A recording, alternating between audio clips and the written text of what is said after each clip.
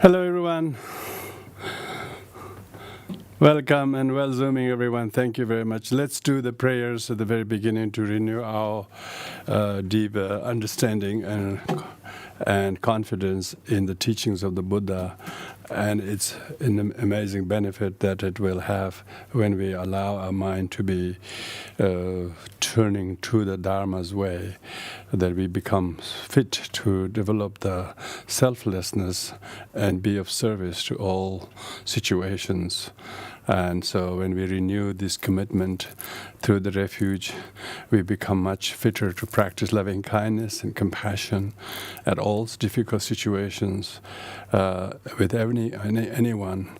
And there's no time that these things will have no use, but a great benefit. So we will find ourselves somewhat much more joyful when we are able to do this, and able to remain equanimous when things are too extreme. We couldn't do much. We are able to remain indifferent rather than being caught in one way or the other. We know exactly how to remain equanimously when we are in the Dharma. So to remind us this, let's do these two verses: refuge, enlightenment, thought, and four immeasurables 3 times each, not just as a formality to do things, but meditation in itself, in truly renewing and rejoicing the refuge, and a great find that our life has truly benefited greatly.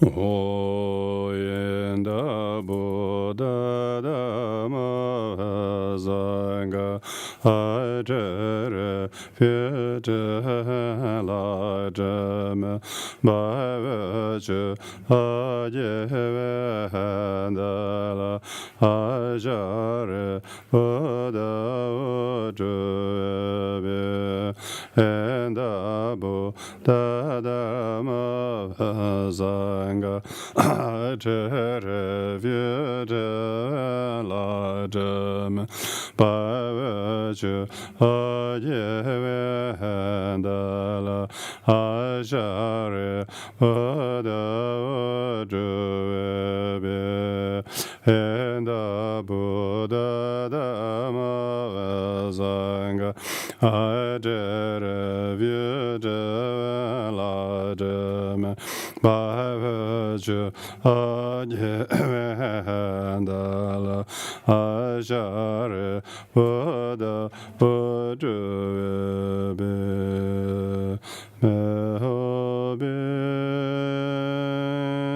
Happiness, happiness, and the cause of happiness,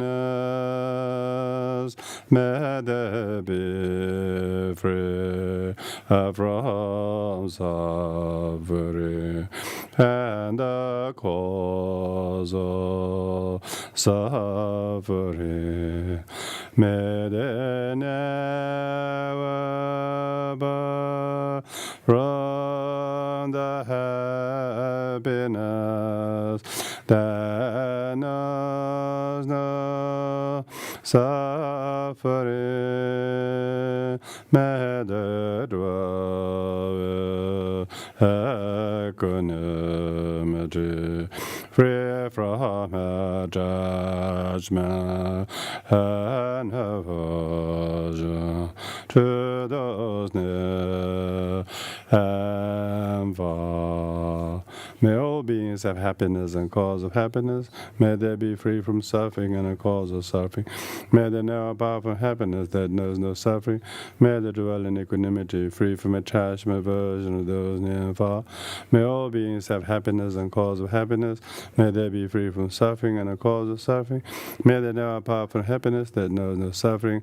May they dwell in equanimity, free from attachment, aversion of those near and far. According to the angelic and present possession of it, the Yajanda Dharma, Agrelo and Come Vigils.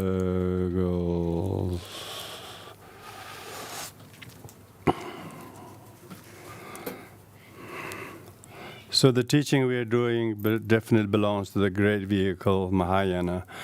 The tenet and practice of the Mahayana great vehicle is that is so great for not just for oneself, that is not just great for now, but it's not just great for short duration or for particular purposes, but great in the scope of benefit of multitude of sentient beings, great in all our future times. Even if little time we have to put now in any of the paramita practices, the benefit will be bountifully reapable every time in the future when we fully engage in the great way of practicing the perfection of wisdom. So this great Mahayana text, Rongton has very freelancely written together in a form of pith instructions. So we went through last week the little bit of the history behind the text, as well as how Rongton goes to firstly establish, in order to go over the instructions of the perfection of wisdom, he talked about the importance of the vessel, what constitutes a suitable vessel, a candidate who can understand, and then practice, and then yield the benefit to themselves and others. And then we'll go on the actual body of teachings. So we are still going on the nature of the candidate who should be, who can understand, who has the merit. They say you can't pour the lioness milk in ordinary vessel. Like that, teachings like this is very profound, and ordinary people can't fathom and cannot relate to it. But people who have a great candidacy in their good heart of seeing the great scope of altruism and great wisdom of emptiness can truly understand. But these people, such candidate needs to have certain degree of qualities such as faith. So it talked a lot about the faith. And the one who has faith will listen to the Buddha Dharma, where it talks about the demerits of one's ordinary desires, craving and attachment and enmity and all the negativities, which makes all sentient beings languish and suffer in the situation they don't like to be, but it is their own poor thinking strategy makes themselves to suffer because they don't have merit. But those who understand the teachings will listen to the Dharma with great faith, and therefore take steps to walk toward in the path of enlightenment, with the very intention to renounce samsara. It's called samsara. Most people think it's a world. No, samsara means vicious cycle. It's a perpetuated bad mental strategy. It's a perpetuated negative mental kind of attitude that brings the self-harm. Unconsciously, of course, nobody wants to bring any harm even to others, let alone themselves. But when people are unconscious of what is harm and what is benefit, they want to do help, beneficial things, but the cause of which they are not aware of, they want to help each other, cause of which they do not know. So as Shantideva says, owing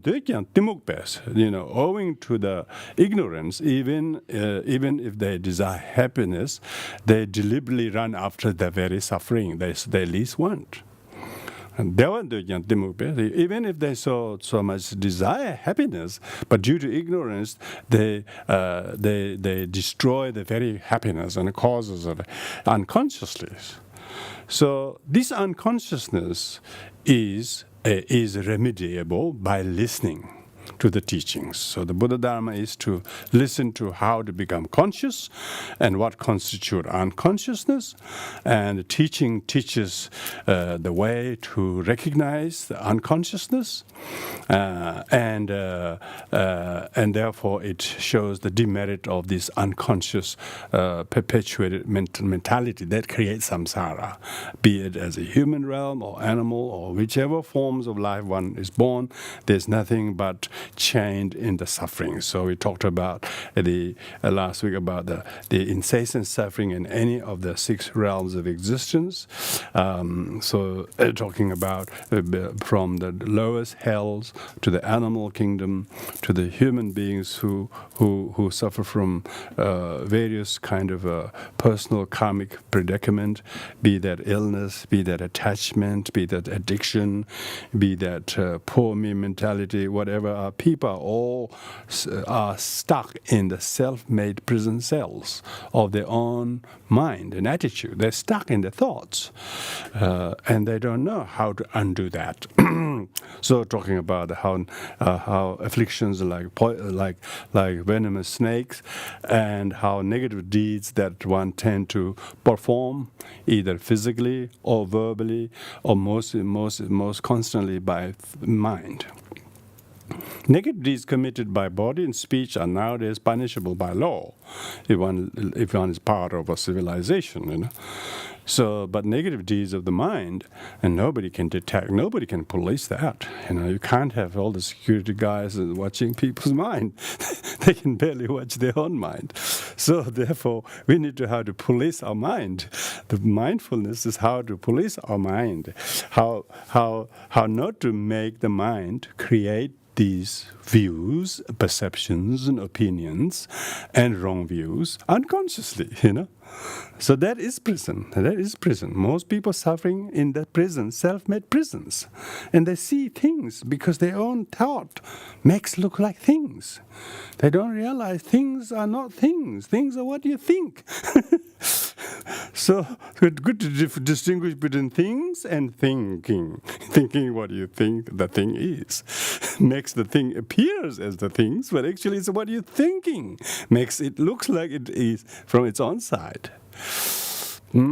Even gains and respect is considered to be like a trap.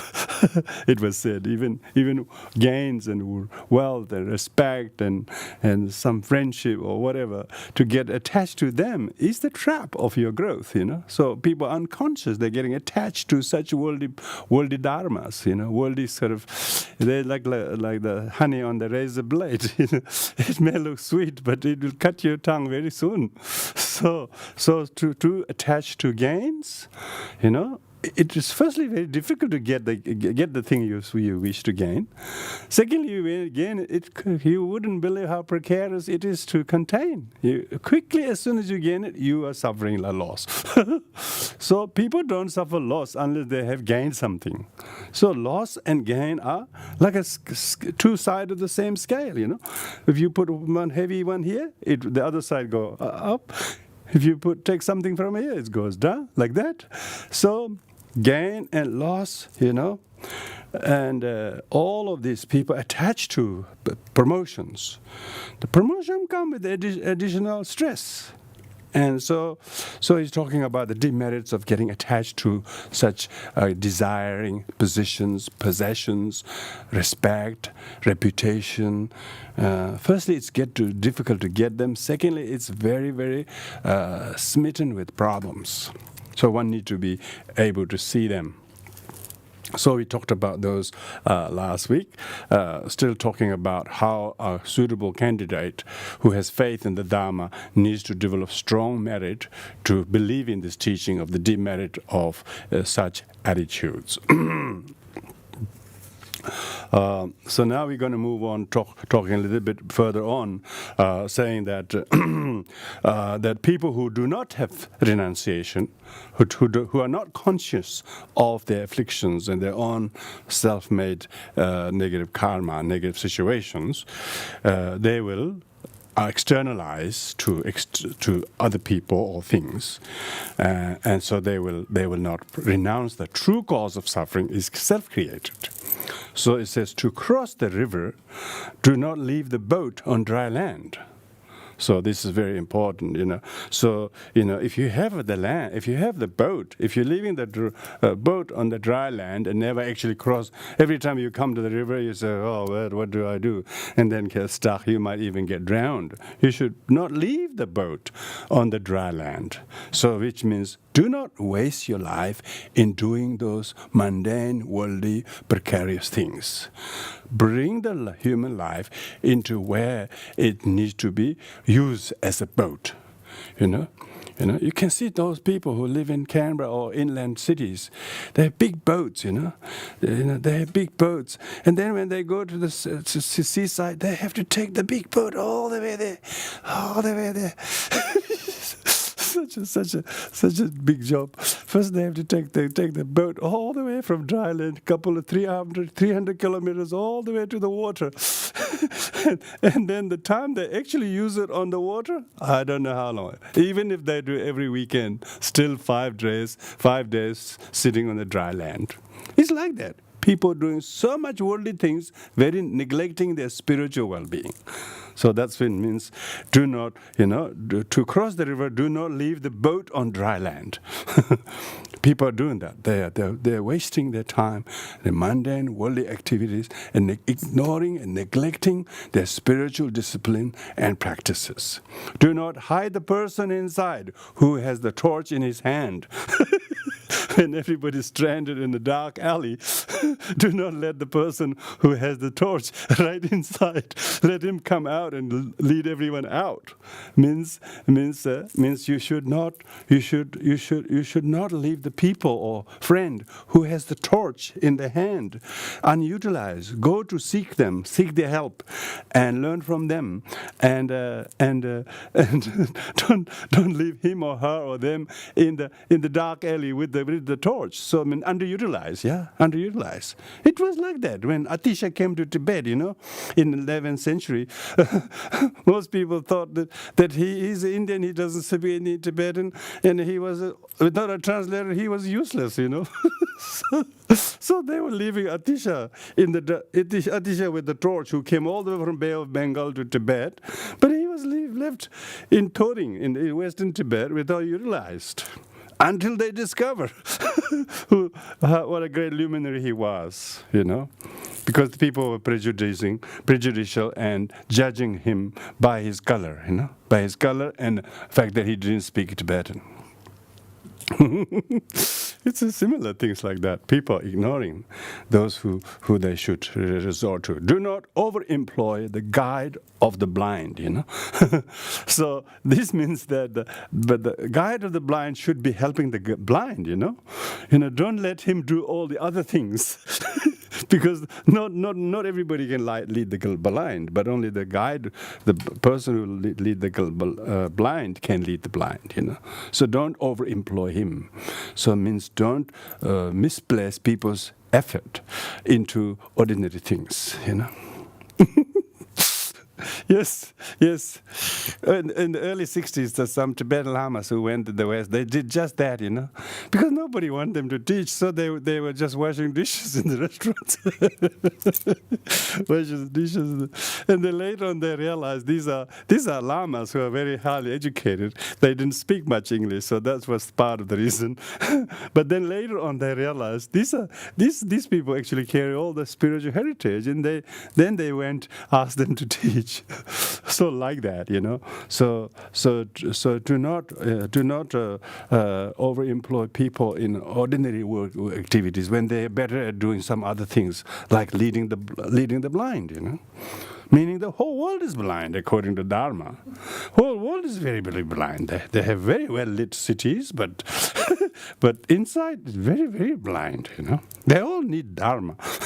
They all need Dharma. So we should not undervalue the time that you spend or invest in learning the Dharma.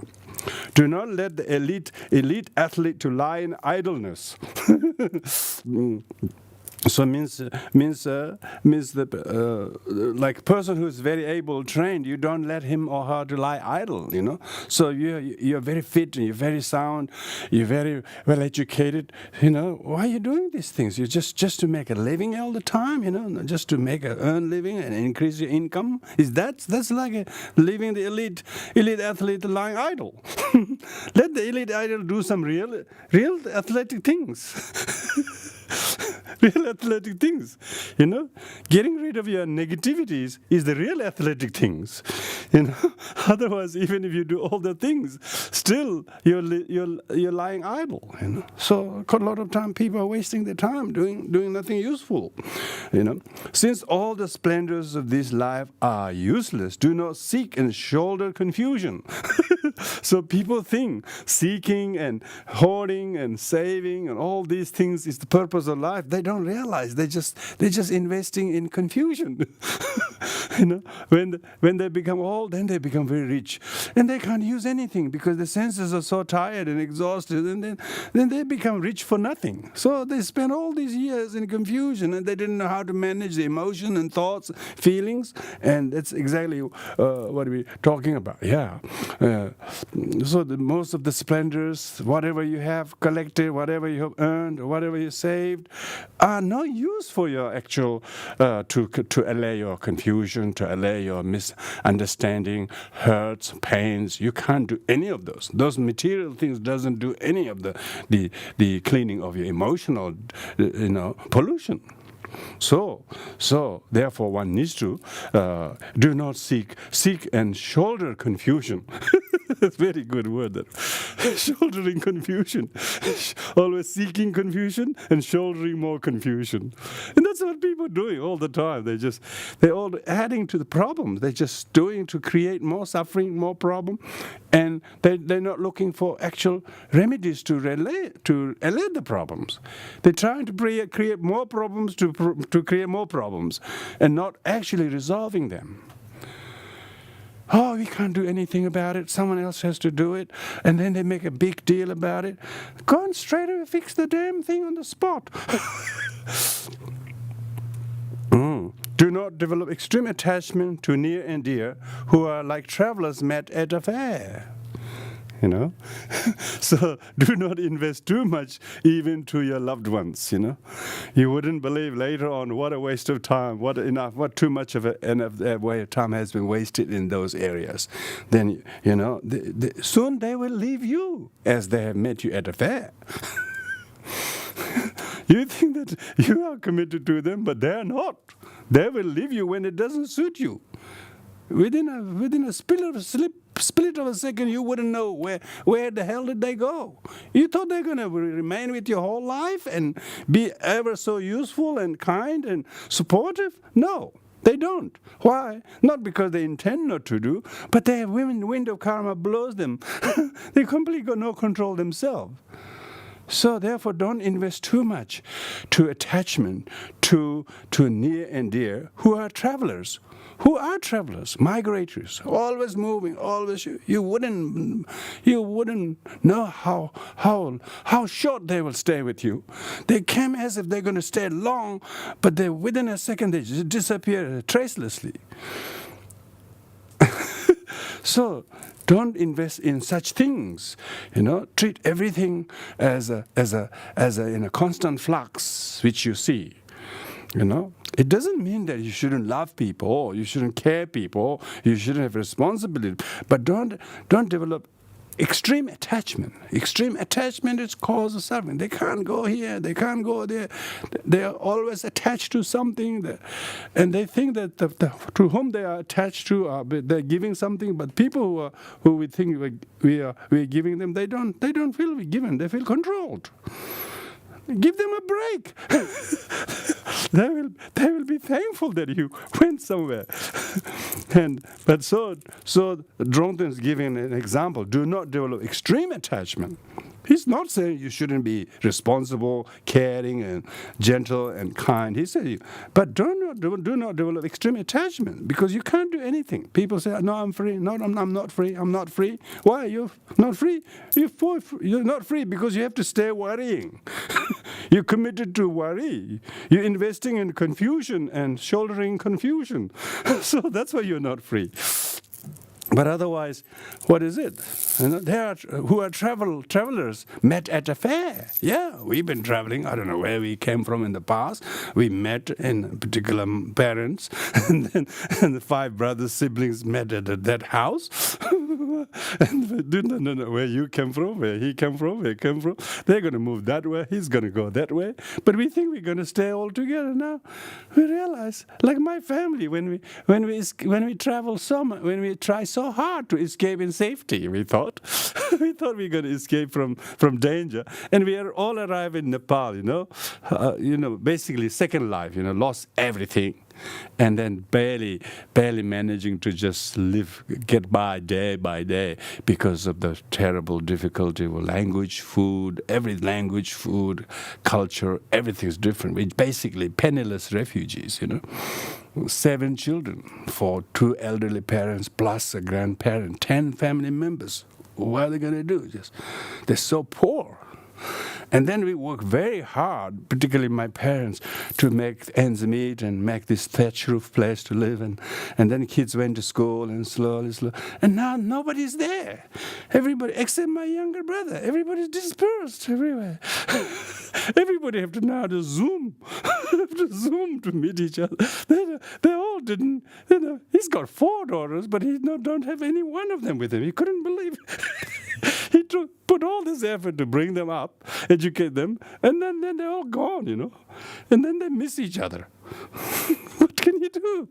Yeah, so it's definitely, even 4 daughters are travelers. Met at the same house, but then they just all parted as they went to a fair. Yeah, the fair, that's right. Now they're all crying, not able to see each other or meet each other, not just normal distance on top of this pandemic, and they realize how they want to be together, but they're not. They just disperse. Like a piece of glass broke, they are scattered everywhere. So there's no point putting attachment to as if someone will always be staying with you, because they can't. Even if your daughter, even your children, even your loved ones will not. So don't put too much attachment. Do not hoard possession like honey with the misery of stinginess. So. Yeah, lots of people are hoarding things. They're hoarding things more than they need. They dare not to give things for the friends, to the poor, to the noble causes, not even for themselves. They just become slave to miseries, slave to ephemeral possessions. So they're not only hoarding, they become slave of the hoarded. If they're master of the hoarded, at least they can gallantly give to people and help those who need. That would be good one day, isn't it? Then you really have a greatest joy. After all those years of hardships of saving, you now have the great fitness to give for good causes, and it doesn't become a burden on you that you don't have to worry that you just make everybody happy, and then that would be good. But no, most people are hoarding things like honey. Like honey, then honey didn't come in a big supply, The bees, we call in Tibetan, we don't call honey, we call bee mucus. They are bee mucus, okay? So, they taste good, but otherwise they are just hoarded bee mucus. Yeah, all those, when you buy those 500-gram jars, you wouldn't believe how many bees have spit out.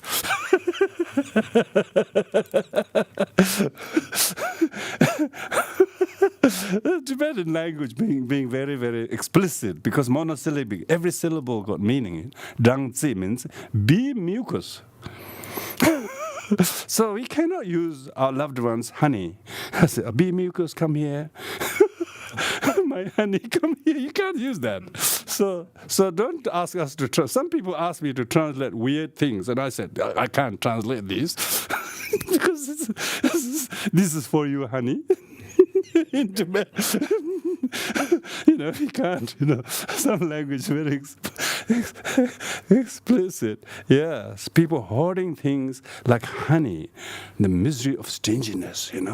The beekeeper makes sure that every drop doesn't go anywhere, but it all comes to him.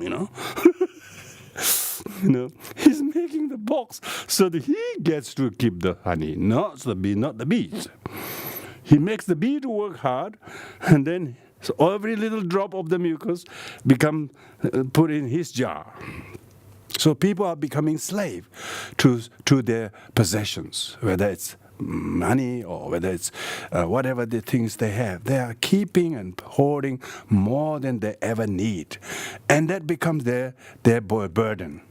That becomes cause of the conflict, cause of argument with their loved ones. Where's my thing? The other would say, you are a damn thing. You think your things are precious. To them, it's a damn thing. So each other fight over just useless things. And even friendship is destroyed over things. You know? Amazing. People are secondary, things are more important. They're fighting over things and broke the friendship. See? This is what we're talking about. Shouldering confusion. Unnecessarily. Oh, it's just things. You should just think, this is just things. People more important. You know, their joy, their love is more important than things. So don't spend time hoarding such things. Do not construct the home of self-grasping on the long and weary road to homeland. So meaning don't spend too much time in embellishing, in trying to make something just as your castle or your status or something like that. So do not construct home of self-grasping on the long and weary road to homeland. Because it doesn't mean you shouldn't have a roof over your head, you know. It means don't over-employ in such things by neglecting your spiritual well-being, by neglecting your other aspect of life that is very important, the kindness, being able to do things for people, and so on. If one is frightened of the suffering of birth and death, one should pointedly practice Dharma day and night. He says, if you practice Dharma, it means not just outward show of things, talking about really cognizant of your thought, your attitude, particularly your perception of people. If you think your perception of people is not people, it's your perception of them, then there's an amazing gap. There's a big bit sort of your perception and perceived are not identical. Then you're kind to the perceived. Your father, you wouldn't think he's what I think. You would then realize that your perception and the perceived are non-identical. When you're practicing Dharma, think like that. Practicing Dharma doesn't mean you have to always reciting mantras or sitting quietly or walking around stupas. It doesn't mean like those are some of the cultural practices, But real practicing Dharma is not the kind of outward show, but inwardly really happening, realizationally happening. Where the penny is dropping, It's almost like you're just milking the cow without the cow. Very good. You're sitting there and you're watering your mouth. This is Dharma, because you're shifting your thought and attitude, and then you're practicing Dharma. You're at work, but you're practicing Dharma. Very good. Your work is not compromised. Okay, your work is improving quality. And sincerity and accuracy. Wouldn't believe. Dharma isn't something that people say, I can't practice Dharma. I have to do my work. As these two are, one is too worldly and one is too holy, Not like that.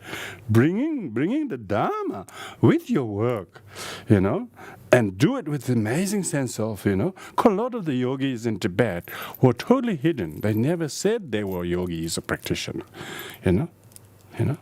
There was one teacher in the 12th century. His job was manure digger. He was clearing people's toilet.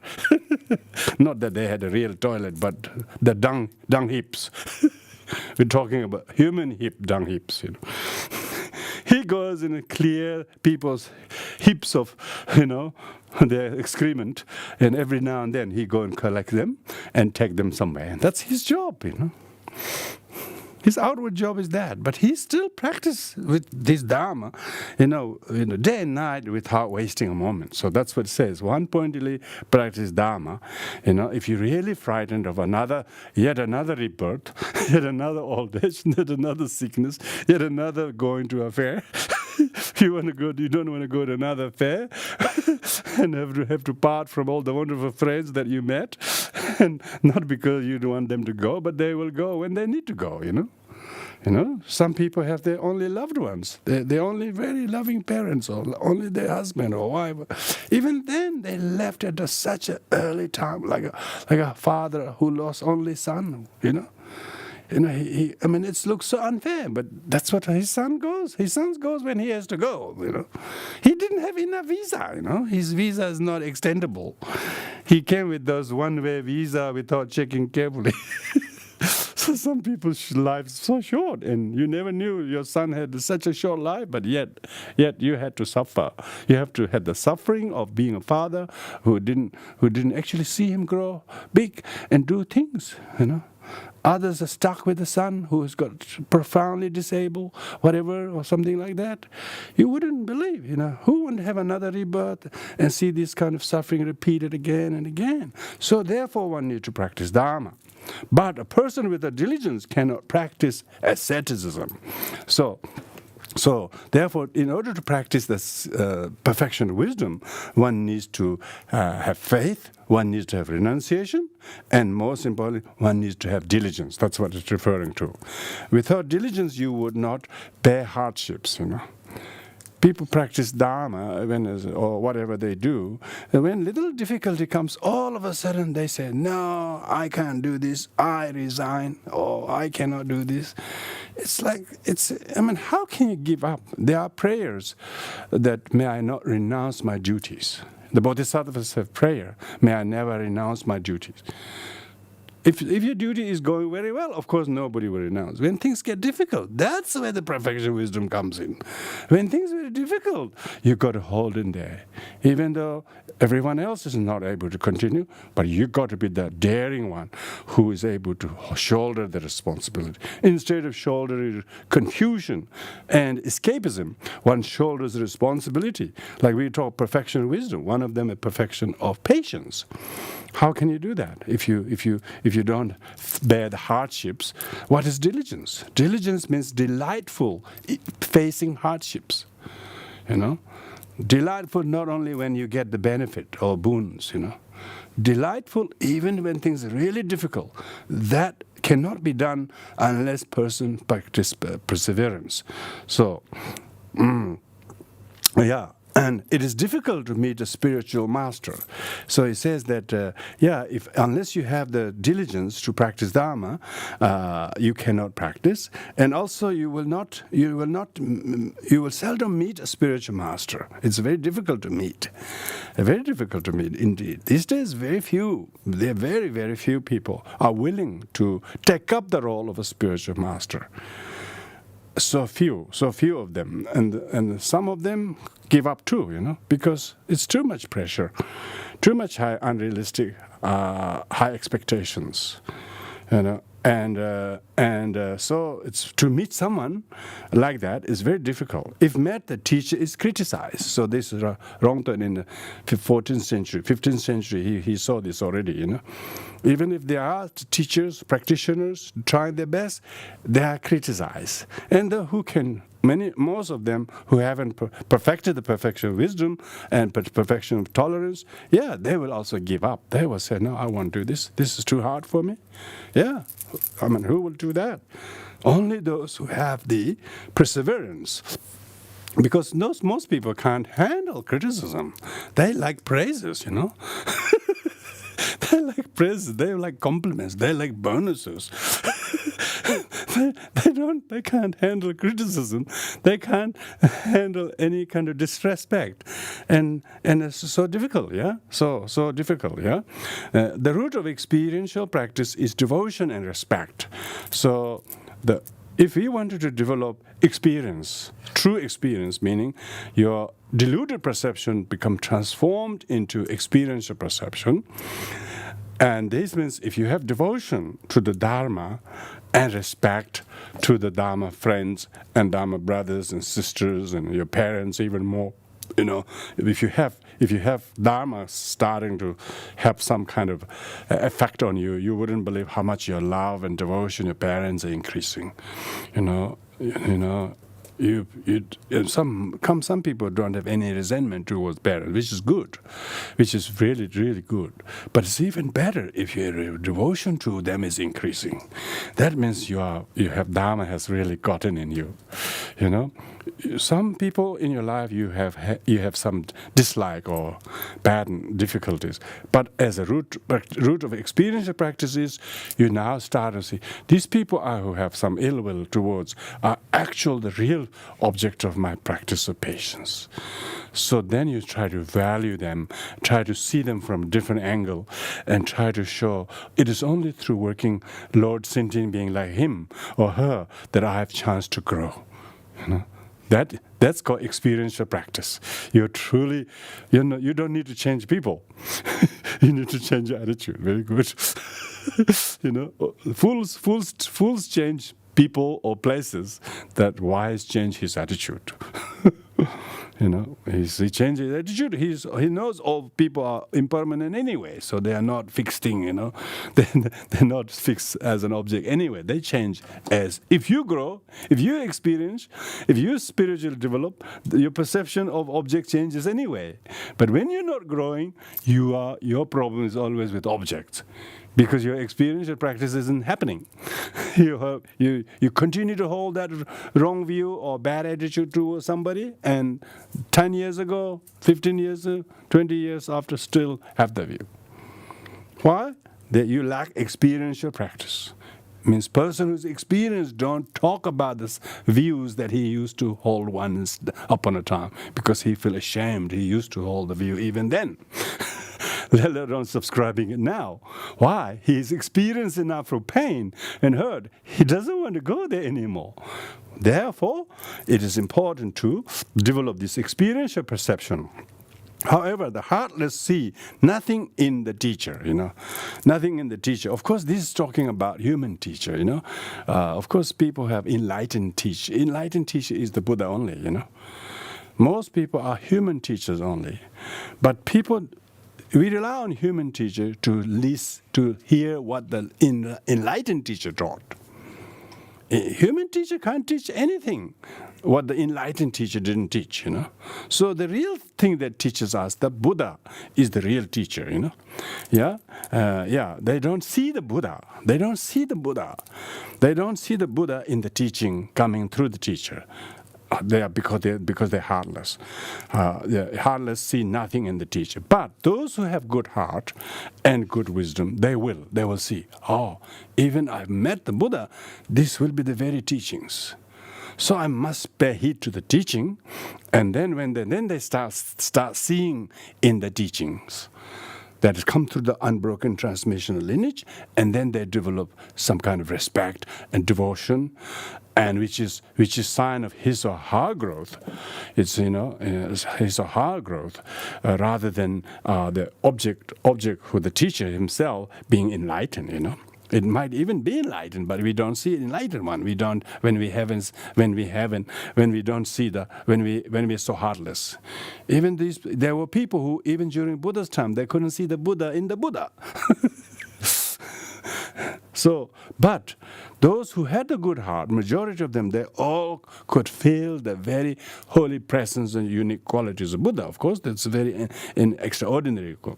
Even though the purity of one's mind is called the Buddha, this is very important.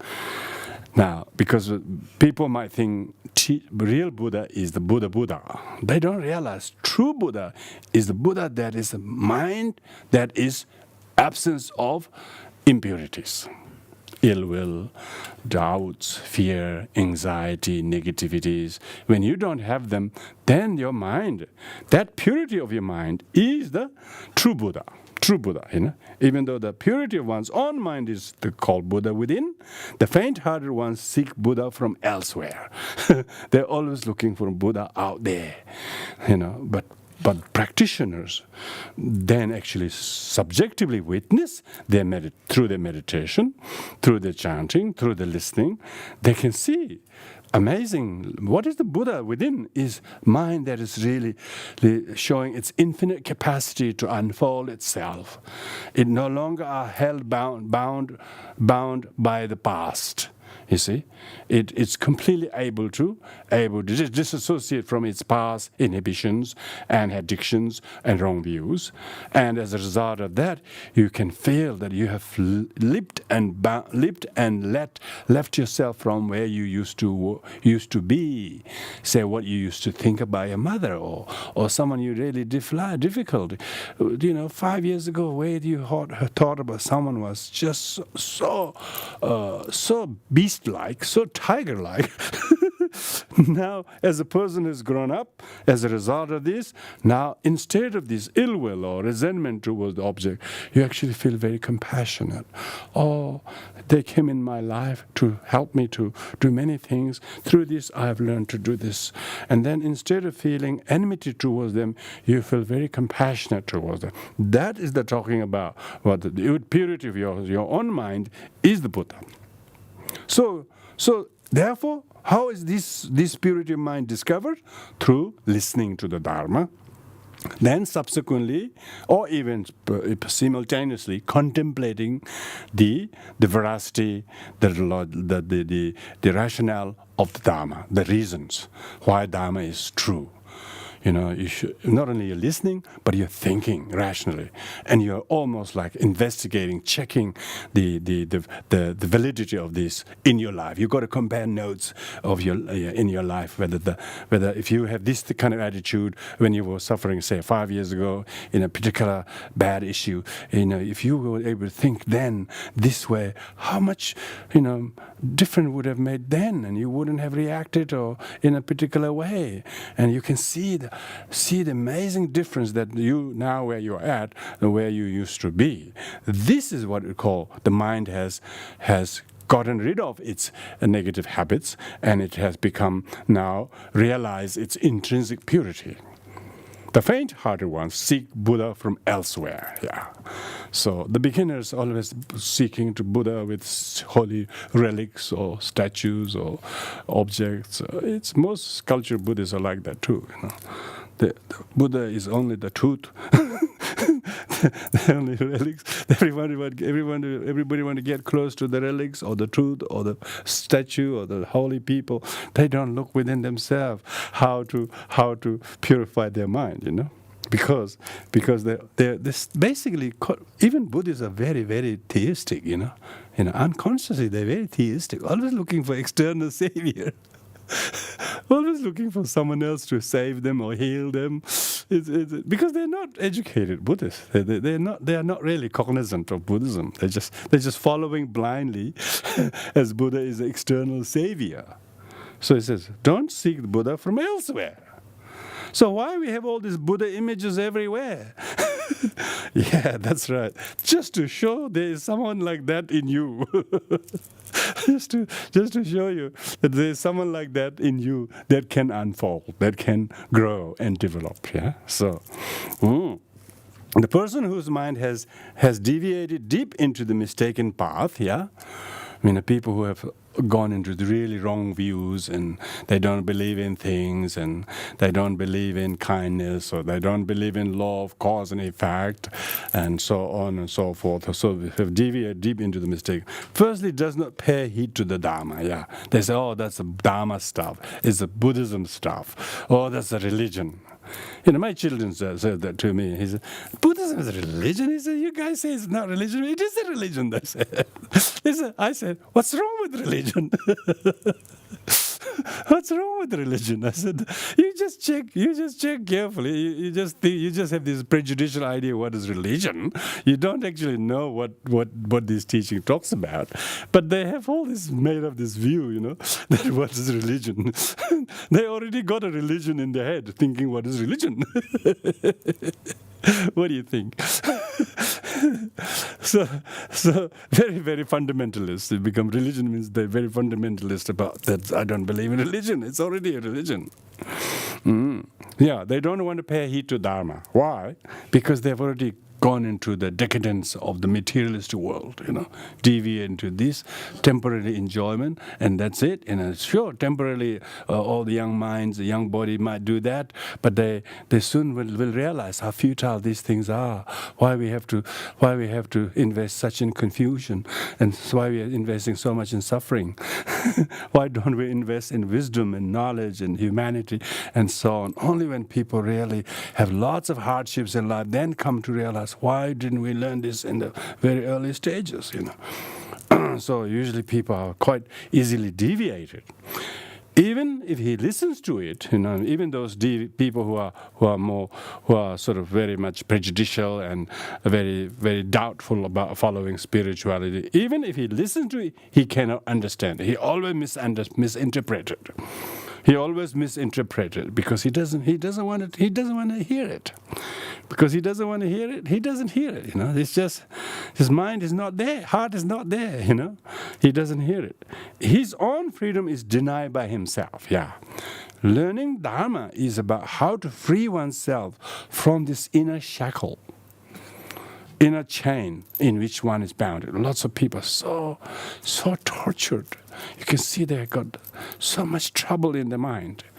They don't realize how much of those trouble that their own mind is denying freedom for themselves, denying freedom from suffering, And they're so ignorant, they're so absent-minded about that.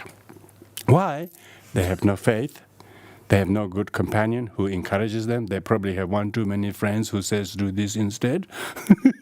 So they got lured into those things far too early. And so because of that, they have difficult to get rid of them. And because their friend doesn't want to do, you also don't want to do. See? That one person is fundamentally influencing their life's direction. And that is gone there. They're so childish, He swears in doing pure deeds, but become accustomed to wrong ones. He's so committed to doing wrong things, but when he started doing good deeds, he swears, he excuses, he finds all kinds of reasons never to do those things. Why? Because his mind is so easily swayed and so volatile and so unreliable. As soon as he started to do it, he quickly dissipates. He quickly withdraws. When he started to do some little good, and quickly, so short-lived, as if he might do too much a good thing. He's afraid he might do real good deeds. He's afraid this time he might really do some good deeds. He's quickly lost, He sways in doing pure deeds. He hesitates doing good deeds, and he's very, very committed to doing the bad deeds. Why? Because the person has not been trained in the path of perfection wisdom.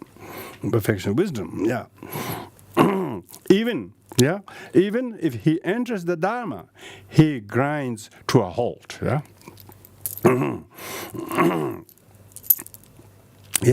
Person may enter the Dharma, but find all kinds of reasons. I'm not ready for it. This is too much. I cannot do this. I'm not well.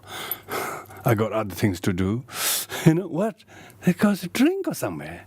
They just want to go drink with the friends. As if they're going to miss a lot.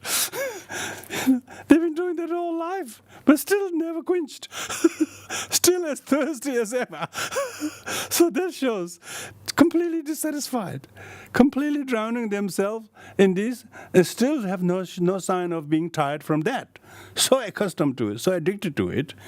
Then they're wee hours in the morning, they're still on their feet with like-minded people in noisy, smoky places. When it comes to practicing Dharma, they hardly want to join. And if they did, my leg hurts, this is too much, can I be excused, please? Like that. People so dangerous, so fearful they might do some good for a change, because they're so ill-influenced and not having the right kind of companion or friendship. Man is patient in misery, but has little fortitude to find happiness. They are so willing to do so many hard things, whether it's adventure or whether thrill-seeking or whether it's whatever it is, they will do early, go far and carry things and do all kinds of things. But when it comes to doing practice of Dharma, even Even early morning, they think it's too hard. Even sitting still on the floor, they think it's too difficult. And nobody has complained sitting still is difficult. But yet those who are hesitant to practice, they find sitting very difficult.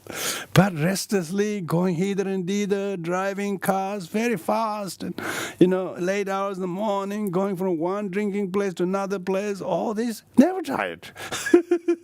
So you can see they are definitely, something is up to in their mind that is completely lost. He can risk life for profit and fame, but unable to face even small hardship for Dharma. For those people playing elite athletes, you can see that playing in the middle of the 40 degrees heat, running after a ball hither and thither from this end of the court to that end of the court. They're sweating like anything. They nearly break their arms. They hit the rackets. Oh gosh, there's so much effort, so much resilience, so much resilience. But only if they had same resilience to practice good for humanity, that would be good. I'm not saying they aren't. There are some people who do that, That's why the world has many noble examples. So we are not saying there are not, but they're not enough. Not enough people do. Most people are investing in such pursuit. He's able to wander around India and Tibet for material possession, but unable to pay heed to Dharma, Yeah, for business or material things, he will go from crisscrossing the world here and there. But when it comes to practice Dharma, he's no time. He's got no time. He's not free. He's miserable. He's got no freedom. He doesn't have time. He doesn't have influence, and he doesn't have opportunity to say, "I'm going to do this." Richard Gere, when he first discovered Dharma, he couldn't believe how much he was doing what he was doing, and then he sat at the feet of His Holiness Dalai Lama and other teachers with the fellow Dharma seekers, fellow seekers. He's sitting there as he's got 10 days to listen to the Dalai Lama. Why? Because he made himself possible. In other words, he would be always so busy doing all sorts of movie shooting. Why you have to spend 10 days sitting with another 20,000 people in a crowded, dusty place? Why we would do that? Only when you really have found a finding that is so difficult to find, then he puts his time and energy and resources, Never mind how many movies he can shoot anyway. So, just being able to, by the way, he hasn't renounced yet. He hasn't totally renounced. He hasn't become a renunciate yet. He's actually married again. But he does not ignore his practice of Dharma. He goes to the local teachings and so on, just like an ordinary person, Some people I know, when they want to learn Dharma, they don't want to go with all the crowd. They want the personal teachings, Someone I met years ago, she was very, very high, of course. She said, "Can I have teaching in my home?" But wouldn't come to the classes. It's quite interesting. But later on, she started coming. It's interesting because then they really taste the Dharma. The sweetness of Dharma is so true. They cannot avoid it. Why wanted to ignore the sweet and go after the bitter? And when you really acquire the taste of Dharma, so one will not waste one's time in doing that. He's able to pay wages to the tour guide of one day, but unable to offer services to humanity. So that's like that, Whereas person who practice Dharma would be opposite, Sure. He strives hard to sponsor ritual in fear of contracting disease in this life, but unable to practice Dharma to prevent falling into lower realms in the future lives. Yeah, people do all kinds of rituals to avert this and that in this life. Maybe maybe some sort of kind of bad luck or curse from others, malice or ill will or whatever. You try to avert them by doing rituals and spending a lot of money just to do that, but he doesn't want to practice any pure dharma from himself falling into the abyss of the lower realms. So this list of the things is talking about how a person who is not quite suitable as a candidate to practice perfection and wisdom has danger of doing that, not having true renunciation from samsara. Okay, this relative deluded activity is like a game. So Rongton says that these worldly activities are just like a game. It's not just like a game. It is a game. It is a game of games. It's a game of games. Don't you think it's a bit of a game? So don't take too seriously, Don't take too seriously all the highs and lows, Sometimes you win, sometimes you lose. In the end, you don't do nothing. So don't take too seriously, So yet he's distracted by the games. He thinks they are too serious. They're real, Having separated from the escort and protector, the triple gem, there is the great danger of entering the gate of three ghastly cities. So talking about a person who has deprived of himself following the ways of the triple gem, then there is a great danger of one heading towards the three lower realms. Three lower realms refers to the lower realms doesn't mean next life, You don't go to next life lower realms unless you have made preparations here. You do a lot of investment into confusion and hatred and desire, and then you go to the ghastly realms, If one invests too much desire and possessiveness and hate and greediness, then one go to the hungry ghost realms. Too much hatred, resentment, hostility, revenge, and ill will. One will go to the hell realms. And one is actually already in hell realm quite a lot of the time. Person who has heated with anger, you can see they're burning in fire. They don't need to go in fire. They already become the fire. A lot of people don't have much liver left because they're destroying the high blood pressure. Because they don't realize how harmful it is. Negative emotions are destructive because they are actually destroying the very fibers and tissues of wellness. Ghastly cities. It's just talking about hell realms and hungry ghosts and animals. There's never any freedom to associate with the beloved relatives and friends, no freedom to live in the very home built with one's own hand, and no time to enjoy accumulated wealth. So this is talking about one who's enslaving himself for material and worldly pursuits only. He doesn't have time to spend with loved ones. He doesn't have time to enjoy the things that he's worked so hard for, because he's completely ignorant about how little time he actually have left to live if he really want to live. Right now he's not living. He's unconsciously slaving himself. He might have fought. He might have even, he might have even demonstrated to overthrow slavery, but he's actually making himself a slave of his own desire, of his own arrogance, of his own self-importance, and so on. So even, no freedom to live in the very home one has built.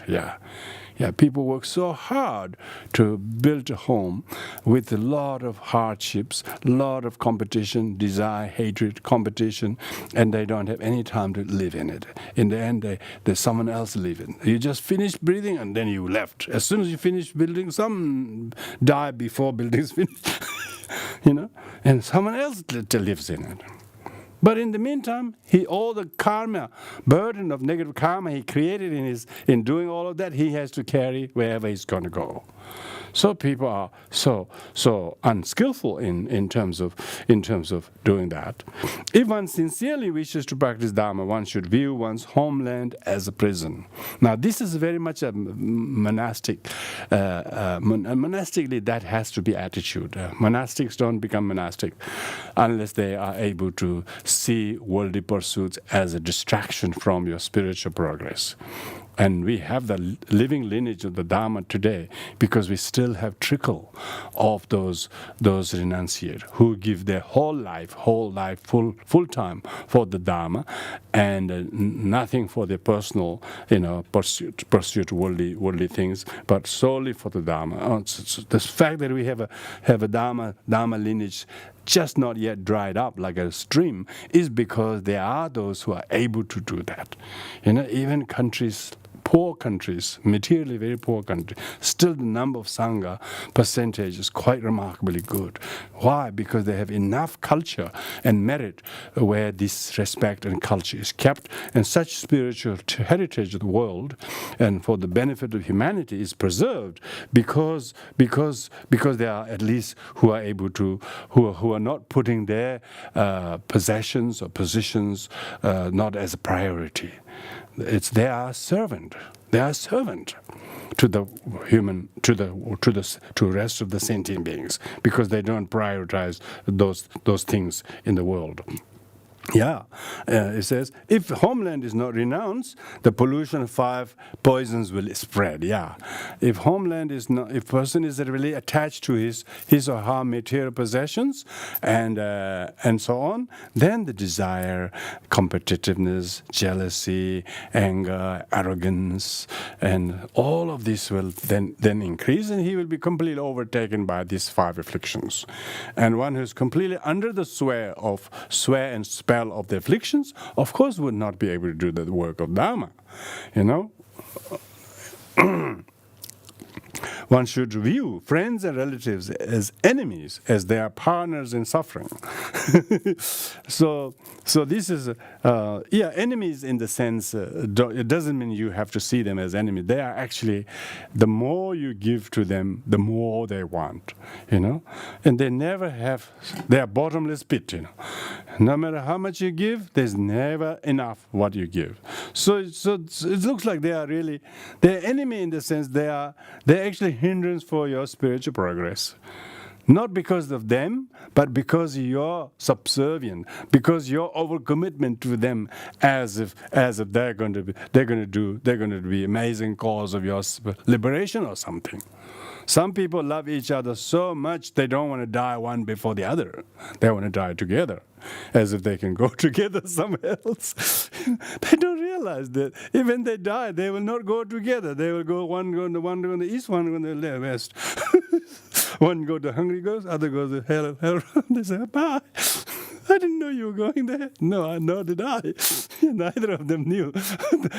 How did they have reserved a particular place to go, They thought they can go together when they die because they want to bury next to each other. It's amazing. So much attachment. Even the dead bodies, they want to put next to each other.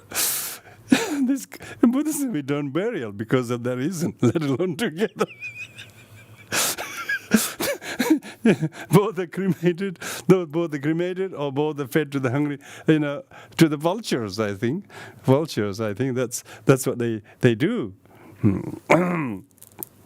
So I think in many ways, there was a part when the Buddha left home, for instance, he saw his family and kingdom as the kind of the biggest hindrance for him making any spiritual progress, and he had to make the daring sort of decision, daring to be able to think that, not because of he hate them, but he realized neither him nor them will mutually benefit in him spending his rest of life as another Shakya king. How many Shakya kings are worthy of remembering? No one except him now. So he realized, I want to be different. I don't want to live like my father and like that. And so he had to displease everybody. Anybody who walked off their job or left the duties or responsibility and went and seeking the truth never pleased everybody. Upset everyone. Well, temporarily they have to upset. But 6 months, 6 years later, when he come home enlightened, everybody was very happy. So you did the real thing. So then they all become his disciples, So all his enemies become his disciples. Previously he looked like enemy because he wasn't able to get much benefit to himself or them by being in it. But later when he went away and practiced Dharma and he transformed, then everybody became he became teacher to everybody.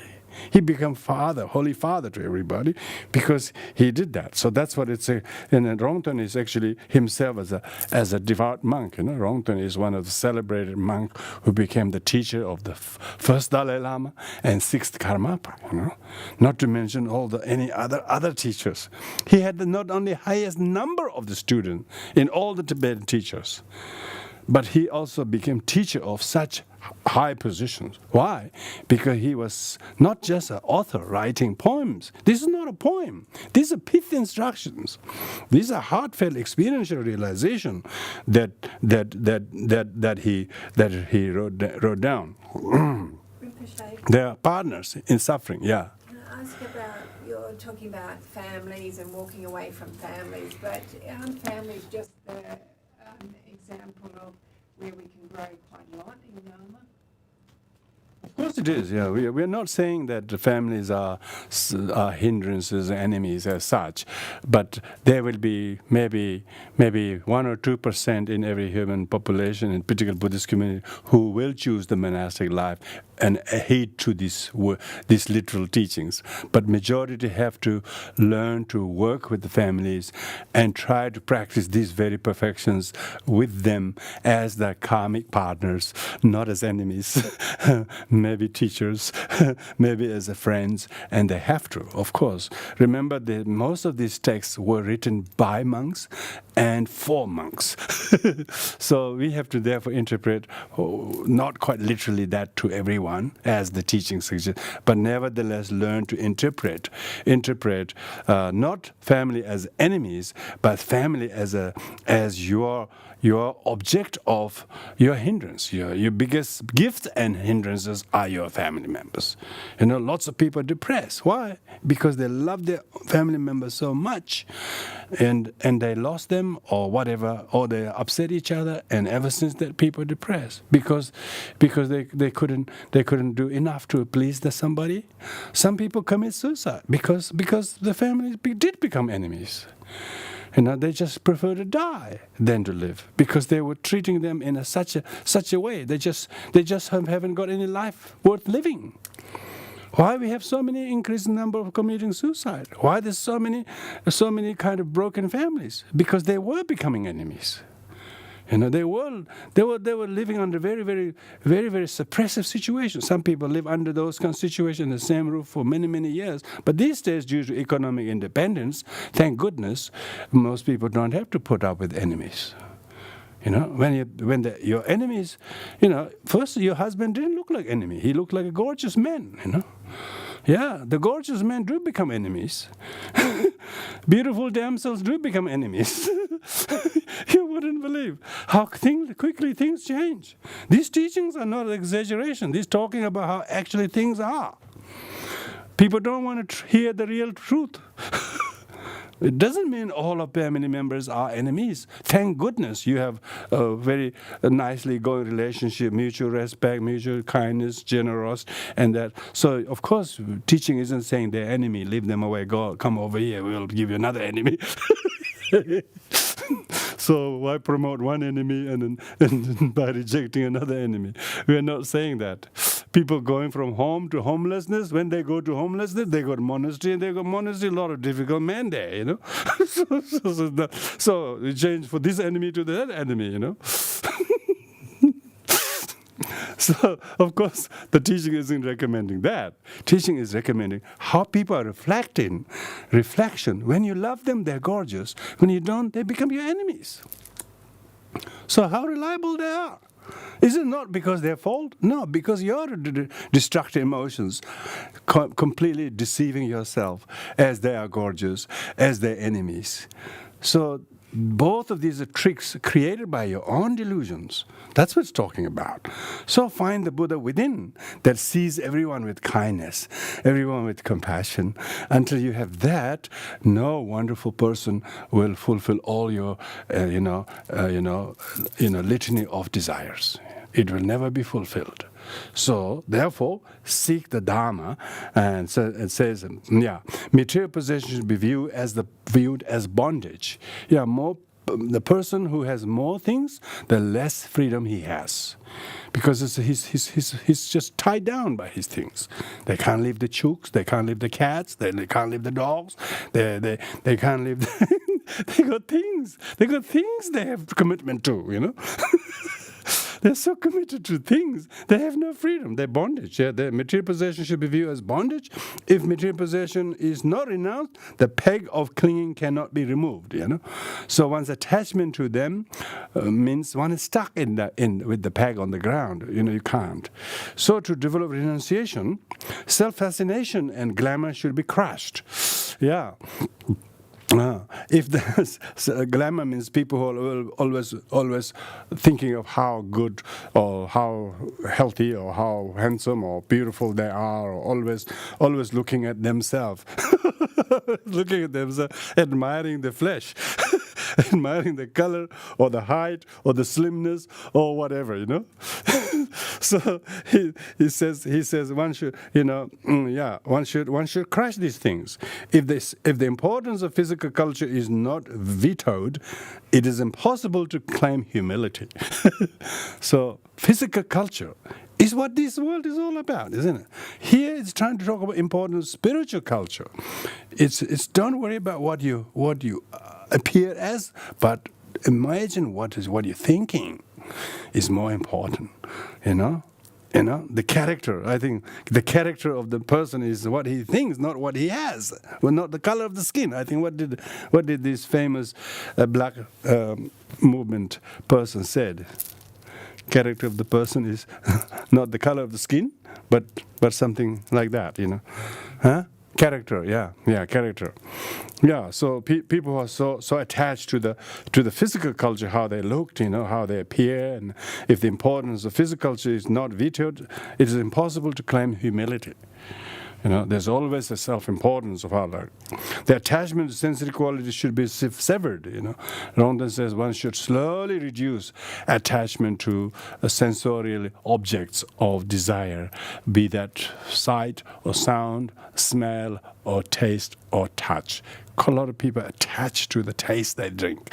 They're so attached to drinks, for instance, because they don't realize the taste itself is temporary, but how quickly it actually makes themselves lose their sanity. So therefore, one needs to learn slowly reduce the things. A lot of people's illness is from eating and drinking. They just didn't know what they were eating. They only enjoyed in the mouth, but didn't know what it was going to do to the liver or lung or heart. Only later in life they realized, you shouldn't have eaten this. So Rongton says, this is like 14th century. They don't have any dietary books those days. Buddha said moderation of food. He was right at the beginning, 6th century BC. Moderation of food, and not fasting in particular things, not eating after midday and all of that, Not because he wanted to save food or anything like that. It's because people are basically slaving themselves to food, They're just, people suffer food coma, they call it. Food coma, After eating, then they most people can't even sit up because they ate too much. They have every intention to get up, sit up and meditate, but they ate too much. Then they didn't realize. They're just like sitting food. Sitting and walking food, When there's too much food in the already food bag, then the food just go like this. Most of the time. You wouldn't believe how quickly the food affects you, Food affects you. Over the weekend, my niece came with a little baby, like 11-month-old, everything is about, he's all about what he eats, what drinks, Their whole commitment is just to make sure he has this, and then comes the other end, he's cleaning, this end feeding, and it just constantly. But mothering is just means feeding, cleaning, creating the cause here, and look after the result down there.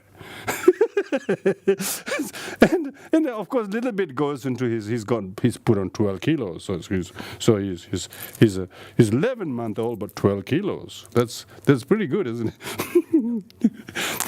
You can see how much we are just food talking. We're just full of food that has become biology.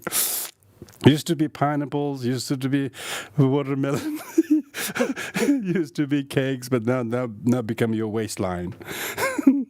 now become all the fat that you are wearing. They're all food. People don't realize they're doing that. They don't know the cause and effect, So those who know the cause and effect, they don't indulge too much in the taste, too much in the things, and they really slowly reduce them, and then you can meditate early in the morning, sit upright. When you're meditating, you wouldn't be having the food coma.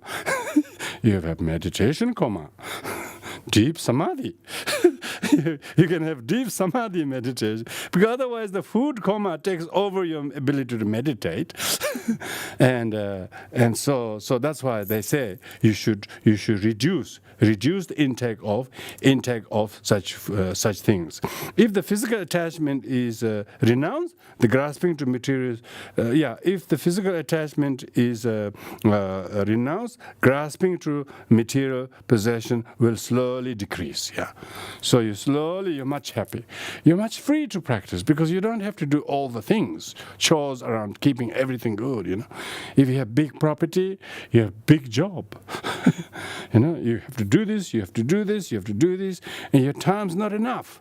You're constantly keeping how much you can cut. And they cut, you grow. They grow, you cut, So you constantly just become constantly nursing these things. Sure, of course you can do that. You do that too, but what is the end result? How many times you have to do that? So one should cast away concern for worldly profit and reputation. So if one wanted to really practice, you should cast away concern over worldly reputation. Even people say bad things to you or bad things about someone you love. You don't worry about it. That's their opinion, You have your opinion too, but who want to argue about opinions? You have enough argument in your own opinions within your head. You don't need to compare with other people's opinions. So you don't worry about other people saying good things to someone you don't like or bad things even if they do, cast away the concerns. Hear them as echoes of gossip. Echoes of disgruntled people. And they will always talk like that. They will never talk anything but that. That's the nature of human being. Nothing about this person, nothing about him. It's nature of all people. It's like that. That's why it's good to find a place that is quiet, that nobody comes to tell you these things. You just gain complete freedom from all things. One cannot desert the home of 8 worldly concern until one gives up the gate of fame. If one is seeking fame and respect in the world, then you are caught in the 8 worldly concerns. Respect and disrespect, gain, loss, praise, disparagement, happiness, sorrow, all this, always penduluming between one to the other of these 8 worldly games. You're caught up in that. You can see sometimes people can't sleep. They are not happy. Why they're not happy? Because they're thinking of this. Why did he do that to me? Why didn't he do that to her? All that sort of things.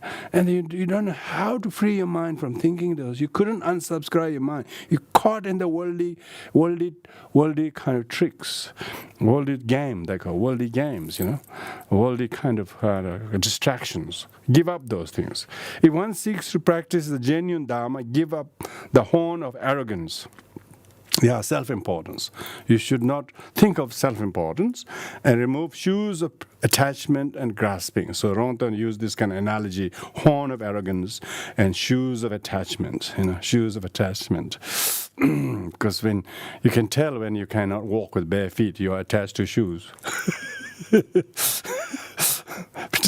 Particularly, I think people think something wrong if you walk bare feet, isn't it?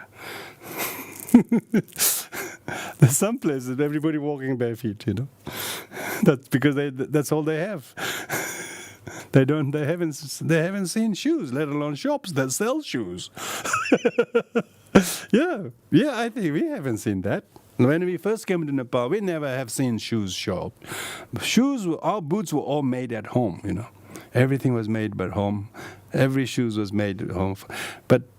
And later on we can't wear them because we came to descend to very low land, very hot, and then we can't wear them because they are just boots in the Himalayas. But down in the hot kind of tropical area, you have to wear sandals and shoes.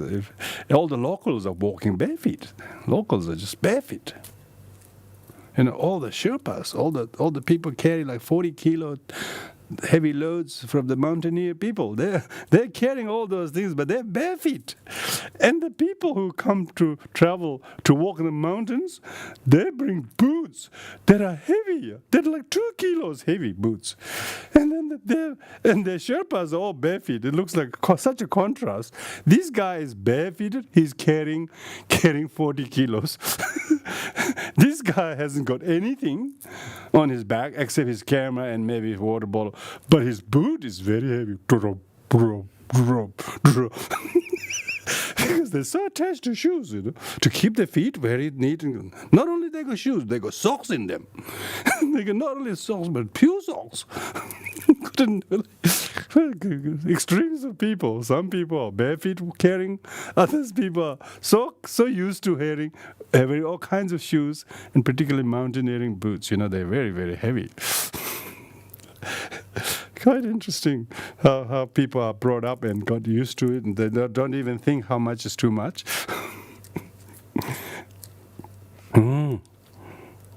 Give up coming and going. So it means stay put to one place and practice Dharma. Don't always go, don't always come, it's always coming and going. Have some time to sit at one place and get some things clarified. Don't spend too much time coming and going all the time. Give up verbal chatter, yeah. Because if you are with other people, you know, you're always chatting, talking, and if you're talking something positive, wholesome, could be Dharma. So, you know. Otherwise, I wouldn't have a job.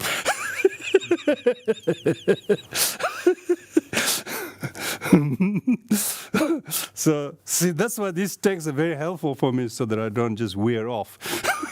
So that I don't meander myself into some places. Otherwise, who want to listen to anybody's chatter more than once a week, you know, more than one time a week? Who want to listen again and again if it wasn't a meaningful topic or subject to discuss? So that's why writings like Rongton makes my life. Yeah. Don't give up verbal chatter, but instead engage in meaningful conversations. Subjects of how to be kind, how to get rid of enmity, how to be kind to people who are difficult, seeing that their difficulty is your cause of compassion. You know, their difficulty is not your inconvenience. Their difficulty is the cause of your growth and your goodness. Please give up samsaric attitude. Irrigate the water of diligence to the soil of faith. So now he uses that faith, what we talked about, as a soil, and diligence as the water. You need to irrigate the soil of faith with the diligence. So the seeds of instructions, you know, in that plowed soil of faith with the irrigated water of diligence, then you go to sow the seeds of the instructions. Whatever you heard in the teaching that really are pertinent, you need to sow them as seeds with a simultaneous condition of accumulated merit. Simultaneous condition meaning you have to, this is really good stuff. I need to pay attention. I have to make sure this grows in me. Yeah?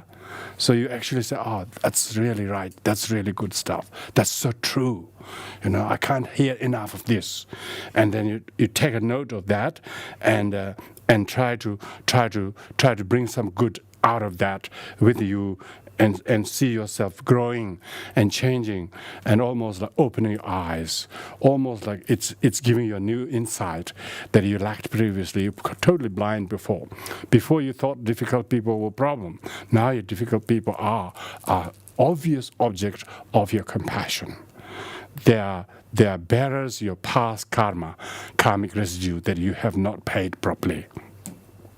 So see them with great compassion. Don't treat them with contentiously, but treat them, these are partners of past life sufferings. So they are still suffering with me. If I don't do right, wholesomely, this will continue to snowball into next life. I must make sure that this is fruitfully utilized. Then this difficult people become cause of your growth, and then you have accumulated merit. Then you develop patience. Patience is the highest virtue, Patience is the highest virtue, There is no greater merit than patience, Jesus Christ is revered in the world because he forgave those who hang him. I mean, that's not ordinary, Not because they walked in their field or something. Not they broke the door, he forgave them or something. They crucified him, This is not an ordinary thing, He forgave them. He said, because they knew not what they were doing. See? That's the merit. He had the merit to think like that. Because they did not know what they were doing, I forgave them. See? This is the formidable Buddha within us we can also practice. So, these are not, to say the difficult people is just an understatement. These terrible people who hang him. How did he become son of the God? Not because he was born as a son of God, but what he did as a human being.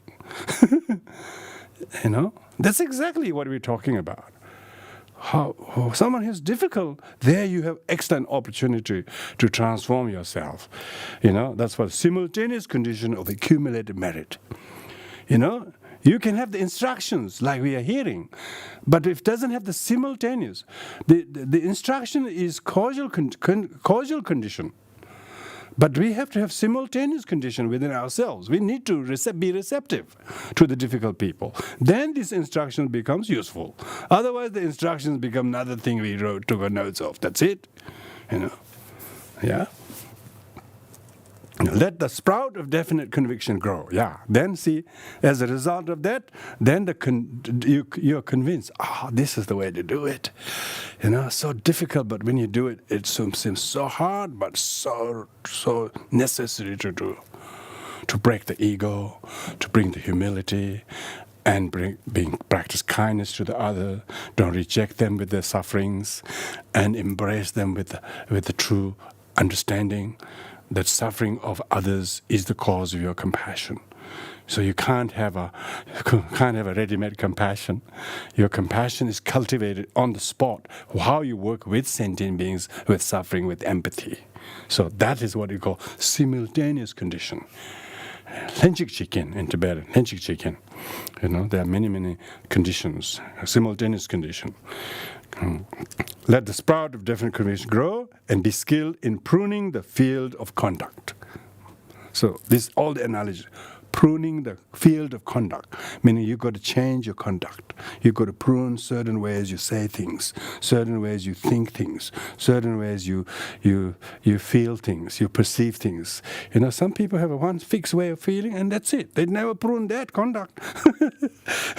Then that's grown all over the place and they can't. So they've got to see how they need to prune their conduct. Skilled meaning being able to, not bashing oneself, not self-sabotaging oneself. Be gentle with oneself. Because oneself is also a sentient being, who's got a lot of suffering, So if you have compassion, you've got to practice self-compassion. Be gentle with yourself.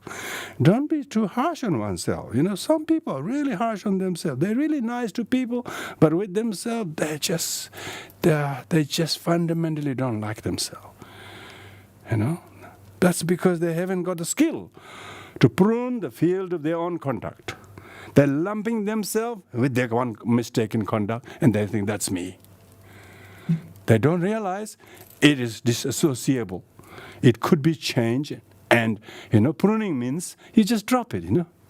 You just cut the little trims, and like the sculpture, the person who is making the statue, he knows how to chip away small things, and he can imagine what the rest of the statue will mean. But as long as he knows what to chip away, we are all Buddha statues, if you like. We are big boulders. All beautiful statues can come out, and just leave it there. Just slowly chip away by pruning, your fields of your conduct. All this analogy is amazingly rich. Humiliate the bad and consolidate the good. So humiliate your own bad habits and consolidate the good. Just straight away corner, straight away tackle. Your own weakness, your own faults, because. If you don't, next time when people find it, you wouldn't have any skill to handle it, to practice with patience. You wouldn't have humility to accept it. They say, you don't have humility unless you have humiliated the ego. So humiliate the bad aspects of oneself, in your own self-cognition, self-behavior, and consolidate the good while doing that. Good is never done. Good is never achieved unless good is transformation of bad. So don't reject the bad, saying it's totally bad, but learn to work with the bad temporarily. Even badness is temporary, and therefore do not lump yourself with bad, or do not lump, one mistake of your brother with him, that's him. Just learn to separate the person from his mistake and look after the person and deal with the problem separately. When you do that, then you are humiliating the bad and consolidate the good. Evict ignorance, Evict ignorance. Marikpa yul chung means, if you recognize the ignorance, you got to spot that first. Spotting ignorance is the wisdom. Wisdom isn't spotting someone else's mistake, someone else's kind of assumed faults. That's not wisdom. That's busybody. Achieve nothing. Achieve nothing, One who can spot his own ignorance, his own arrogance, his own lack of gratitude or whatever, then you will be able to spot the ignorance, and one who's able to spot the ignorance will know how to isolate the ignorance, meaning being conscious of ignorance is not ignorance, is it? Kindle the lamp of experience, This is beautiful, isn't it? Kindle the lamp of experience. People say, let there be light, But how do you experience light? Develop experience. What you saw one time before to someone, and then what you're now seeing of them. Has your experience changed your perception of them, or you're still stuck with the same perception? So that's deluded perception. Experiential perception is you can kindle the lamp of experience. My mother, she did all of this to me. Kindness, I forgot all of that. I'm just highlighting her little mistakes here, and I think that's her. Then you experience how unfair I am towards my mother to think this. This is unproud of me to be having this attitude. And then there's a big kind of parting from you. And then you have experienced a completely different mother in you. You can look in her eyes. Now you can see her real loving, kind mother. And you don't even think her little mistake. They're so ignorable, so negligible. They don't amplifiable. They're not worthy of amplifying. That's the experience. So kindle the lamp of experience. You straight away no longer see her in the same way as you used to, because you have grown.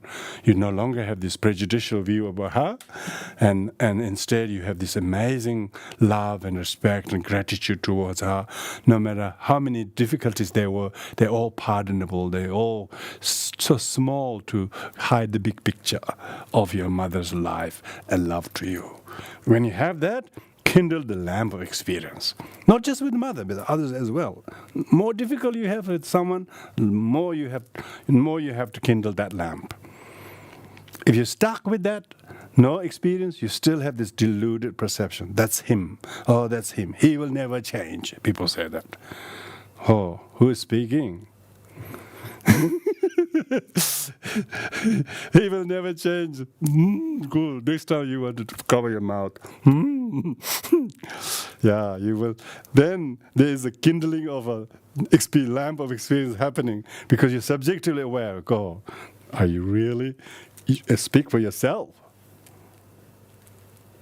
Who is not changing? If you are changing, you are kindling the lamp. If you're complaining other is not, your lamp's gone off. Yeah. Your lamp's snubbed. It's not shining. Dharma is like this is Dharma, Dharma is a thinking strategy, You realize within an hour or so contemplating, listening to the teaching, you could have leaps and bounds here and there. All of a sudden you can see all the debris of your past attitudes and perceptions falling there, and thank goodness I'm no longer attitude. I'm no longer believing in this attitude. That's not me anymore. That's what makes you light. Enlightenment is just making yourself become lighthearted. Okay? Drop few kilos in each sitting of teachings. Emotional baggage, Kindle the lamp of experience. Clear the doubtful precipices. Man, beautiful, isn't it? In the journey of life, clear those precipices. If you invest a lot of time in doubt, you couldn't travel because you're investing in doubt, suspicion, fear, anxiety. All these things are precipices you have created. You can't go because you're stuck by all these things. You make it so impossible. Impossibly impossible. Both. One is impossible, one is impossible, okay? I'm not trying to use different accent here. So clear the impossible precipices of doubt. When you clear them, you can clearly go. You go every Tuesday, or you go every Monday, or your practice happens, your study happens, your commitment happens. Why? You haven't got doubts. Oh, what should I do this class anymore? Oh, should I do this? Oh, I have tap dancing. Oh, I got bridge club to go. Oh, I got my best girlfriend's birthday party. All these things. Yes. So clear those precipices and say, I'm committed. I'm not available on Tuesday nights. Say that. And that's called clearing the precipices of doubt. Precipices of doubt. Resort to the companion of diligence. Don't seek a companion from outside. Seek one from within. That is called diligence. Yeah? That's called diligence. So with this, I may take some few questions tonight, if you have, before we finish off. Every sentence Rongton writes is always with an analogy, and the thing goes with it. This is what I call, these are really like a freelance pith instruction. These are not complicated by those verses and divisions and all these views of this school, that school, which quite a lot of the monastic textbooks delves into to only cause headache. But these are real pith, straight away pith. Every drop is a milk. Okay, if the Zoom audience can write, put the question in the chat box, so I can read. I think technically maybe it's also audible. I'm not quite sure. Can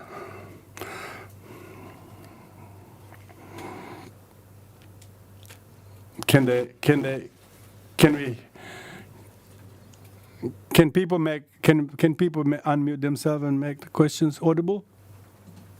Hello, any question of that? Oh, good. Yeah, Ralph is here. Yeah. Answer my question. Thank you. I have questions as always. Is taking joy in something beautiful, like you're walking along and you stop and enjoy a flower, is that an attachment? Is that getting attached to something as well? even if you enjoy the frog leaping into the pond and then you walk on and you want it. Is taking joy in beautiful things a form of attachment? No, not at all. If they encourage us to rejoice qualities or virtues of others. Doesn't mean just enlightened ones or human beings or animate, but also inanimate. Lots of people go to the beach or to the mountains or to the nature walk. They return home happy. So these are not attachment. These are temporarily available, but it can sometimes bring some kind of smile on us that we otherwise wouldn't have. So attachment is that kind of a mind that is so, like say, when you don't get to see the flower, you get very depressed. When you see flower, you're so happy. When you don't see flower, you couldn't enjoy, for instance, other kind of climate, other kind of nature. Maybe it's very dry. You can't rejoice there. Then you get depressed. Of course, that shows that you are so attached to a particular kind of appearance of the nature. So you can tell that whether it's attachment. If you have joy, and then that joy is not turned into misery. If the joy becomes enjoyable while you're enjoying the flower, but then when you don't see flower, you become very, very crook, and then you wish you can go somewhere even miles away where there's a flower, and you just spend hours to get there and don't want to come home looking at the flowers and ignoring your duties, always going to the flower. Then that's attachment to flower. But if you're passing by, you see flower, you see the nature, you see bird chirping, and these things are in rejoicing the beauty of the nature, and we can call gift of the nature. Yeah? Gift of the nature. Nature nurtures. Why? Nature nurtures, but not if you get attached to them.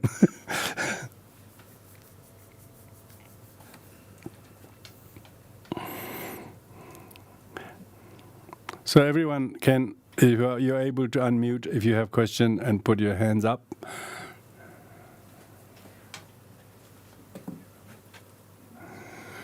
Yes, Michaela. Unmute yourself. I have a question. Just a question. Can you hear me? Yeah. Okay, I have a question on the meaning of pith. I just want to be able to refer to the meaning of pith. Yeah. Pith is the quintessence. Pith is the quintessence. It goes straight to the heart. You don't have to use all kind of complicated philosophical jargon. It goes straight away into your heart. You see, so true, and it really straight away resonates into your heart, and then you can relate to it, and then it stays in your mind and heart in a very good long period of time, and might even change many of your otherwise rigid perspectives. So it's very, very poignant, very, very profound. We call mengak, know-how instructions. Know-how instructions is the knowledge of the highest knowledge that empowers the knower like no other knowledge. Many conceptual knowledge, many technical knowledge is just technical knowledge about that, but there's nothing pithy about it, But this is what we're talking about: how to live, how to think, how to deal with life situation, and it almost empowers our heart and mind in a way. It mobilizes us that we thought we could never think like that. We never thought the difficult people were some objects of our growth, for instance. And then now you realize, if I really take that instruction, if I really pay heed to it and practice it, and then you realize the most difficult people only learn, what we call in hindsight. But those who have heard the pith will learn in real time when they are faced with difficult time. In real time, now they have the recipe. Pith is a recipe. How to become wise, intelligent, and compassionate. And the instructions or mengak is the pith, is the recipe to how to be well, how to be wise, how to be kind, how to be compassionate. It empowers you like no other knowledge. Because it has to be experienced by you, the pithiness of it. You can't just think, oh, I got the pith. I think I got the pith and look in the head.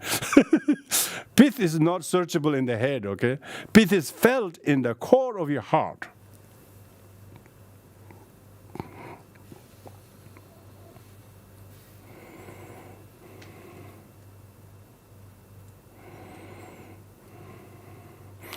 They said, how do you know it's a pith? Menga changlano means if it's a pith, it hurts your nest of problems. It makes a direct hit on the nest of your weaknesses. And you previously thought, well, don't want to go there. Now it not only it hit, but it's so true, and you better take it. And so it hurts the nest of your weaknesses. And then when it hurts in the beginning, but it treats you later. All treatment hurts sometime, don't you? Yeah, very good, effective treatment hurts and costs a lot of money. I tell you that. But this one is free. This is even more pithy because it's free. True Dharma has to be free, Someone has to pay the bill for the Zoom, but that's just the peanuts. But actual Dharma is totally free. But difficulty is that we have to recognize, oh, I should be kinder to my mother. Oh, I've been really so skeptical, so negative, so critical, so unkind, so ungrateful to her. This is really, I need to listen to these teachings. I need to go revisit my mom and how I treat her in a way that I have failed to do. This is shameful of me. There's some kind of sadness in the time that one has lost and wasted in not practicing this. That's called hitting to the nest, and hurt the nest of your weakness. But yet at the same time, it stays in your heart like a everlasting truth. That's pith, mengak, upadesh. In Sanskrit, upadesh. It makes you to see the unseeable, invisible one. It makes you to become a seer of your own weaknesses, at the same time your own unleashed strengths.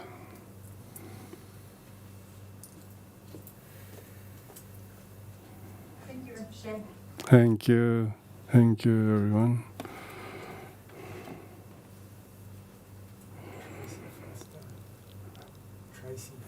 Tracy Foster, thank you. Hi. Rinpoche, what is your definition of renunciation, renouncing? Yeah, well, renunciation has a really negative connotation in English word, but in Sanskrit and Tibetan particular, we call nge jung. Nge means definite. Jung means becoming. It's a definite becoming. It's like it's a transformation. It's a self-transformation where you thought previously your wealth or your loved ones and comfort were the things we seeked and we sought to work hard to get. We thought we were smart or we were successful if we have that. But then you have a definite revulsion.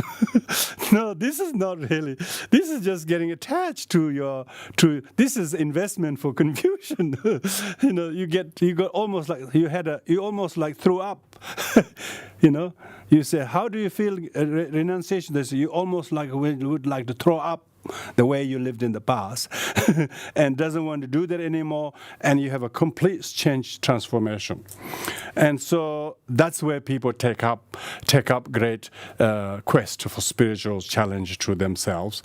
And those who have strong renunciation, they renounce material wealth, possessions, positions, and the gain and wealth and all of that, and to seek spirituality instead. So that was the most conventional meaning of renunciate, the people who become monastics and do that. That's pan-Buddhistically or pan-religiously speaking. But Mahayana's point of view, the real renunciation is self-cherishing. One's renunciation of selfishness is the very real renunciation.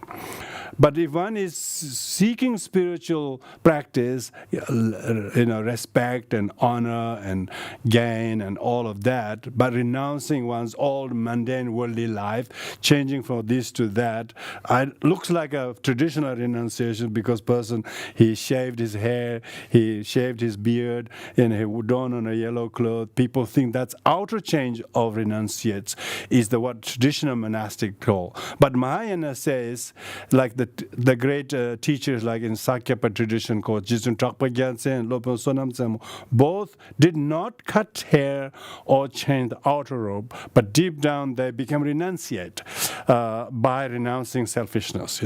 So a bodhisattva's renunciation would be renunciation of selfishness to attain even nirvana for oneself. So renouncing that, but not seeking nirvana for oneself by renouncing this physical world.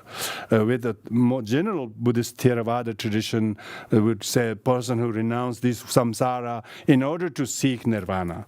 But in Mahayana's point of view, one renounces selfishness to attain nirvana for oneself, but make vows and prayer to stay in samsara for the benefit of sentient beings. So renouncing selfishness and taking up cherishing others is what we call Mahayana's renunciation.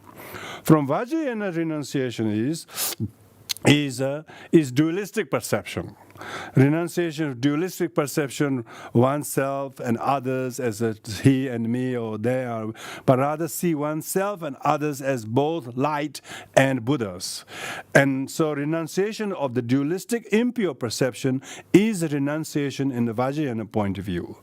So from that point of view, Theravada, Mahayana, Vajrayana all have a different kind of interpretation of what is renunciation. But here in the context of this, of course, has to be bit of the first two, both of the two. Particularly, Rongton is talking about renouncing wealth and families and worldly possessions and so on. That when he's emphasizing that, he's talking renouncing the self-importance in relation to having those things and try to do without them in order to exchange that for spiritual gains. So the renunciation has a different way of interpretation.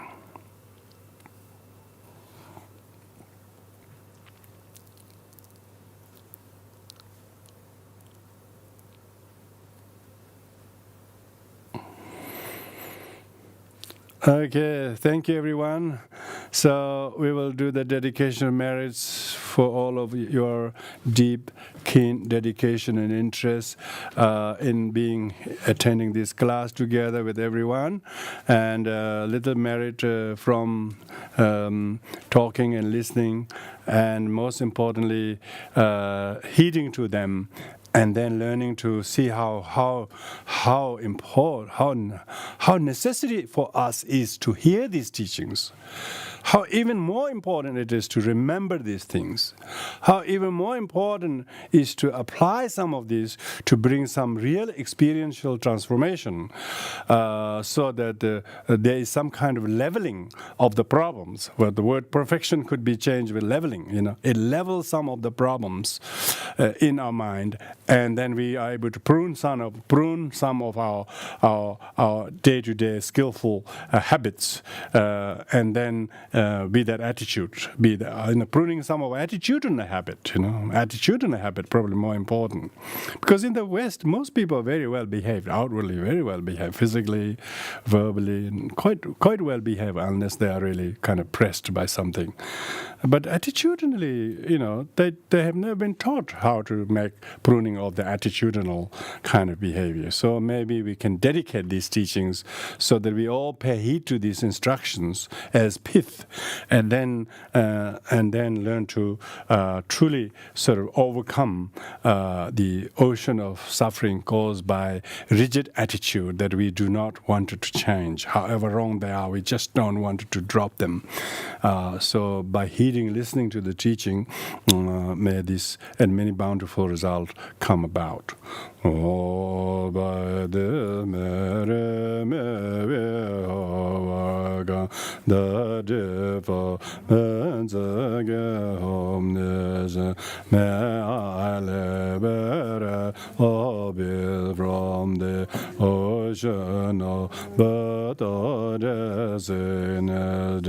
here and the Mahayana teaching whatever merit I have agreed may all be becomes the levels to the Mahayana teaching courage manjuji new as a man de life following all the example I shall get all the mere Selam body jida tebe vetana yadaza where has been bomedenger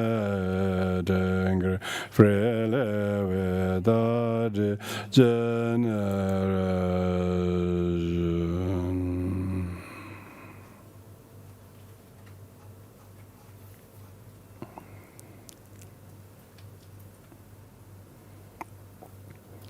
Thank you, everyone. Thank you, everyone here as well. I'm looking too much to Zoom and not looking at you guys. I'm zoomed on. Everybody's beautiful. Thank you very much.